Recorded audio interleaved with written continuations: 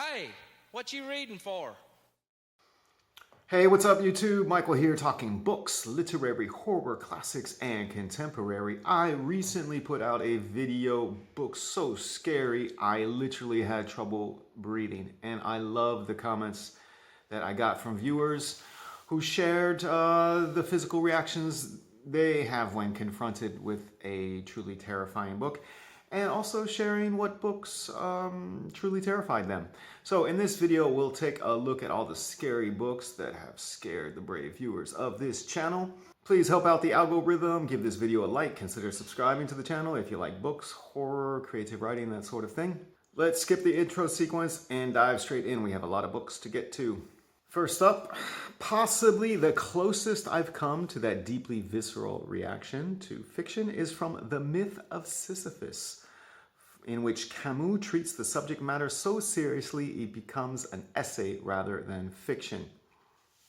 Now, I am a huge Camus fan. One of my favorite books of all time is Camus' The Fall. It has been decades since I've read Camus. I was really into him in my 20s and 30s. To be perfectly honest with you, I'm a little bit hesitant, wary to revisit books or authors that I appreciated when I was younger, because at that age I had a very different idea of what my future would be, of who I would be in the future, and the current reality conflicts with that idea I had back in the 1920s, back when I was in my 20s and 30s. And so I'm wary to revisit that those authors, those books, because it's just there's something a little bit sad about that. And forgive me for oversharing, but hey, it's my channel. I can overshare if I want to, right? But let's take a look at the Myth of Sisyphus. Inspired by the myth of a man condemned to ceaselessly push a rock up a mountain and watch it roll back to the valley below, the Myth of Sisyphus transformed 20th century philosophy with its impassioned argument for the value of life in a world without religious meaning. So I am not familiar with this book, but I have read several books by Camus, and like I said, there was a time in my life when he was one of my favorite authors. So I'm thinking that this is probably an excellent book. Next up, Between Two Fires by Christopher Buehlman, the chapter in Paris with the statues. It's true that Paris has some magnificent statues, and some on the creepy side too. The Gates of Hell by Rodin, in the Rodin Gardens. That's probably my favorite statue in Paris. And there's also one of a woman that kind of looks like a cello outside La Passerelle des Ponts des Arts. I don't know the name of that. But it's just like randomly in front of a cafe. I think those are my two favorite statues. Anyway, also this viewer mentions Pen Pal by Daphne Arbach, Under the House. I was terrified of starting the final chapter. So I've heard other booktubers talk about this book, Pen Pal, and some are quite enthusiastic about it and some did not like it. There is a viewer of this channel whose opinion I trust, who hated that book. So for me personally, I'm going to stay away from Pen Pal, based just on that, on this viewer's reaction to it. But let's check out Between Two Fires. A disgraced knight has found a young girl alone in a dead Norman village. Dead Norman village. Sounds a bit redundant. She tells Thomas that plague, the Black Death, is only part of a larger cataclysm, that the fallen angels under Lucifer are rising in a second war on heaven, and that the world of men has fallen behind lines of conflict. As hell unleashes its wrath, and as the true nature of the girl is revealed, Thomas will find himself on a macabre battlefield of angels and demons, saints and the risen dead, and in the midst of a desperate struggle for nothing less than the soul of man. So my immediate reaction to this blurb is it kind of sounds like a Christian fantasy. Like when I was a teenager, I read a big hit in that genre. It was called Piercing the Darkness. And it was angels with swords fighting demons with swords while the humans sat around praying. And it was a big hit at that time. And it was a book that was for a different reader than me, I guess. And that's what this blurb makes me think of. However, I perused the reviews, and the reviews are don't mention anything about it being like Christian fantasy. In fact, the reviews are quite enthusiastic and super positive, as you can see from this aggregate star rating, 4.23 stars. That's quite high for Goodreads. And there are viewers of this channel who I follow on Goodreads who have given this book 5 stars, and they speak very glowingly about it. Plus, I do like historical fiction, especially when it's dark and scary. And for historical fiction set in the 14th century, that is not something that I get the opportunity to read often. So I am intrigued by that setting. I'll be honest, the angels and demons angle does not speak to me, but the positive reviews and positive reviews from viewers of this channel, that does have me intrigued. So this book is on my radar. Next, one of the scariest small town horror that I still think about is Your House is on Fire, Your Children Are Gone by Stefan Kesby. Great title. Let's have a look. Eerily dispassionate, astonishingly assured novel, evocative of Stephen King's classic short story Children of the Corn, and infused with the spirit of the Brothers Grimm.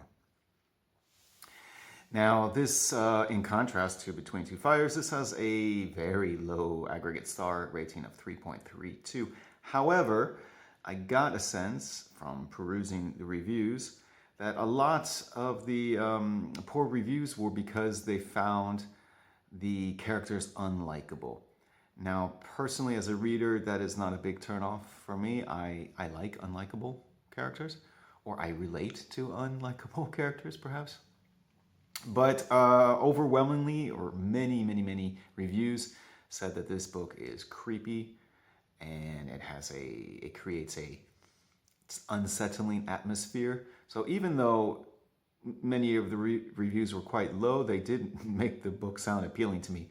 And it has a great title, and it's actually quite short, and it's recommended by a viewer of this channel.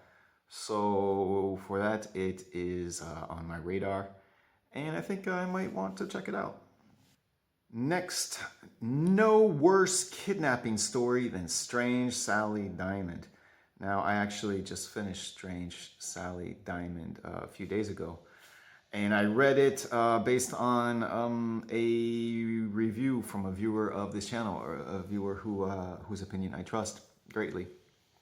And yeah, it is dark, very dark. It reminded me a bit of Catriona Ward, her work, but like a more accessible Catriona Ward.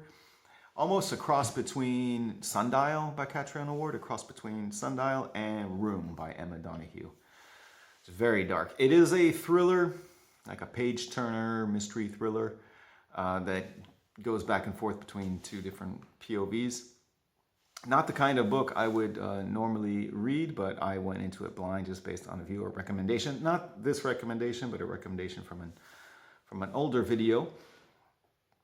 I'll be honest with you, I am currently experiencing a lot of stress in my life, a lot of stress.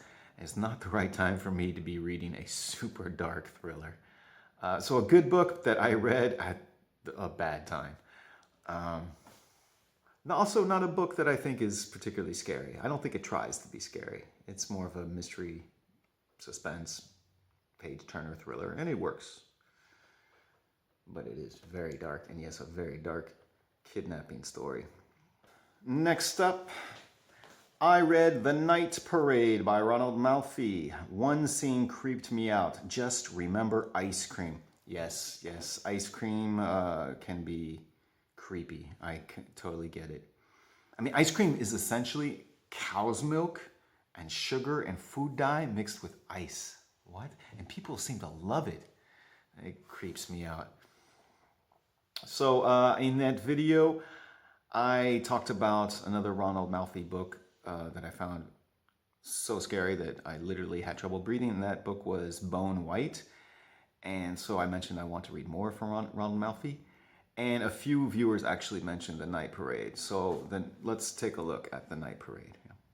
First, the birds disappeared. Then the insects took over. Then the madness began. So I am definitely down for some insect horror. Last year I had a great experience with Nick Cutter's The Queen, which has elements of insect horror. So yeah, I'm definitely down for more insect horror, and I'm definitely down for more Ronald Malfi. I read 2 Ronald Malfi books, and they're both 5-star reads for me. So I'm looking for more. And actually several viewers have mentioned the night parade to me. For example, from Creativity is Therapy. I'm about to start my first Malfi book, The Night Parade. I just finished Brother by Anya Alborn and liked it quite a bit. So Brother is a book that I have recommended in several videos before. So I'm happy that Creativity is Therapy liked it, and he is getting ready for his first Ronald Malfi experience, which I suspect he's going to like quite a bit. So Creativity is Therapy is a fellow booktuber, and I will leave a link to his channel in the description box. So this comment is from 2 weeks ago, and he's about to start the book. So I suspect that he will be posting a review of that book in the relatively near future. I am looking forward to reading more from Ronald Malfi, and it looks like The Night Parade is going to be my third Malfi experience. Next up, the only book that has actually frightened me in years is a recent horror/thriller called The Night Guest by Hildur Knutsdottir. It actually sent chills down my spine and made me look over my shoulder. I did not want to be alone in the house. If I'm not familiar with this book or this author, let's take a look at The Night Guest. Hildur Knutsdottir's The Night Guest is an eerie and ensnaring story set in contemporary Reykjavik that's sure to keep you awake at night. So immediately I'm intrigued because this is a book from an Icelandic author, and off the top of my head I cannot think of another Icelandic author that I have read. And I do like to expand my horizons and read from countries that I'm not familiar with, or read books from, I want to read books from every country actually, and I have yet to read one from Iceland. So immediately I'm intrigued by that. One night, Yoon falls asleep with the watch on and wakes up to find she's walked over 40,000 steps in the night. What is happening when she's asleep? Why is she waking up with increasingly disturbing injuries? And why won't anyone believe her? So the only thing that gives me pause here is that the viewer categorized it as a horror/thriller, and generally thrillers, that's a writing style that doesn't usually work on me. Although I have enjoyed some thrillers in the past. I would consider Strange Sally Diamond a thriller, and I liked that. On the one hand, the more I read, the more I discover what I like and what I don't like. And so I'm discovering that I don't usually connect with thrillers or mysteries. So on the one hand, I want to avoid thrillers and mysteries, but on the other hand, I want to hang up my hang-ups. I want to break my biases. I want to read a thriller or a mystery that's going to make me appreciate the genre. On the one hand, I try to avoid them, but on the other hand, I'm looking for that book that will make me not want to avoid them. And maybe The Night Guest is such a book. It's short, so maybe worth a look at. Next, I'm super claustrophobic, and there were a few scenes in Sleeping Giants by Renee Denfeld that made me so physically ill I could barely read them. I am not familiar with this book or this author. Let's take a look at Sleeping Giants. 20 years ago, a 9-year-old boy was swept away by powerful waves on a remote Oregon beach, the body lost to the sea. Only a stone memorial remains to mark his tragic death. So this book seems like it's leaning into the mystery aspect. There's an investigation into a missing boy that reveals some dark family secrets. And although I am hesitant to read a mystery, the reviews make it sound like this author is really good and an author that I should check out. In fact, a viewer of viewers of this channel that I follow on Goodreads have given this book 5 stars. For example, Amanda is looking into the death of her older brother, Dennis, whose last known address is the infamous Home for Disturbed Boys.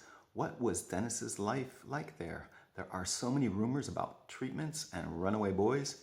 Denfeld's love for her characters is so pronounced here. They are written with integrity, experience, and profound compassion. So, judging by the reviews I've perused on Goodreads, readers are loving the way this writer writes, and they're loving the characters that she has created. So even though I'm wary of mysteries, thrillers, maybe this is the book that will help me get over that. And lastly, The Heart-Shaped Box by Joe Hill. Scary read. And The Heart-Shaped Box is on my TBR. It's on my TBR for a very specific reason. I've only had one experience with Joe Hill's work, and I read Horns, and I did not like it at all. But I feel that Joe Hill is such an important, such a popular horror writer working today. I don't think that it's fair for me to judge him only on one book. So I'm looking to read something else from him, give him a second chance, as it were. And I figure Heart-Shaped Box is a good choice because it's his first book and it was a big hit. Let's take a look at Heart-Shaped Box.